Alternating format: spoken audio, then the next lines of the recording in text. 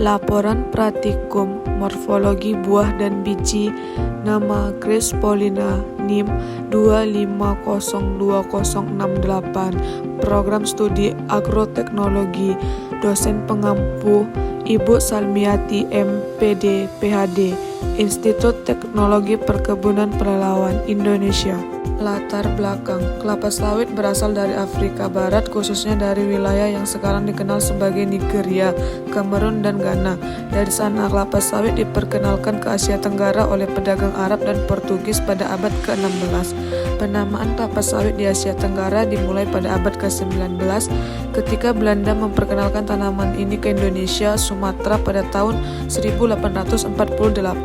Biji kelapa sawit adalah bagian dari buah kelapa sawit yang mengandung minyak sawit dengan kandungan minyak yang tinggi, yaitu sekitar 45-55%. Buah kelapa sawit memiliki bentuk yang unik dengan ukuran yang relatif besar dan berat, serta kulit yang keras dan tebal dengan daging buah yang lunak dan berwarna merah atau oranye.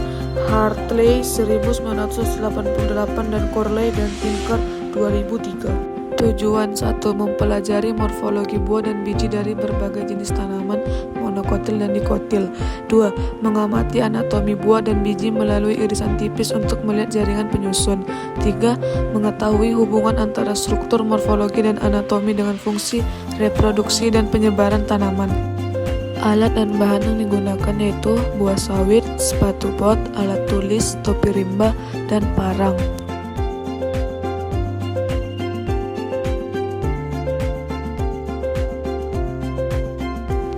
Pembahasan: buah kelapa sawit atau Elais guineensis adalah salah satu komoditas pertanian yang paling penting di Indonesia dan Malaysia.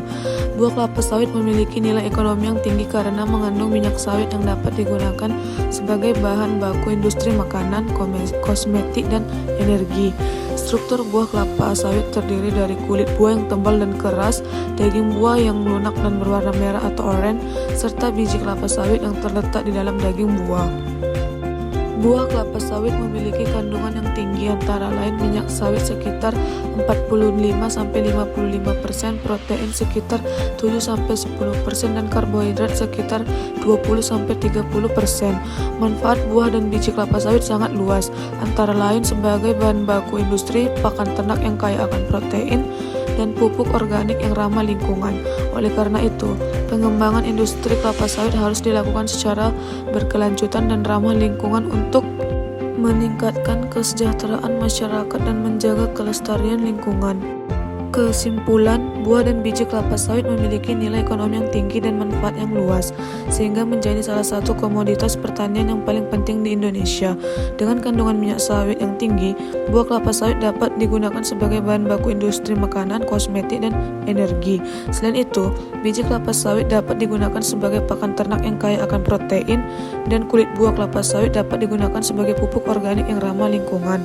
Pengembangan industri kelapa sawit juga dapat meningkatkan kesejahteraan masyarakat, terutama petani kelapa sawit, dengan meningkatkan pendapatan dan kesempatan kerja. Namun, perlu diingat bahwa pengembangan industri kelapa sawit harus dilakukan secara berkelanjutan dan ramah lingkungan untuk menjaga kelestarian lingkungan dan mencegah dampak negatif terhadap ekosistem.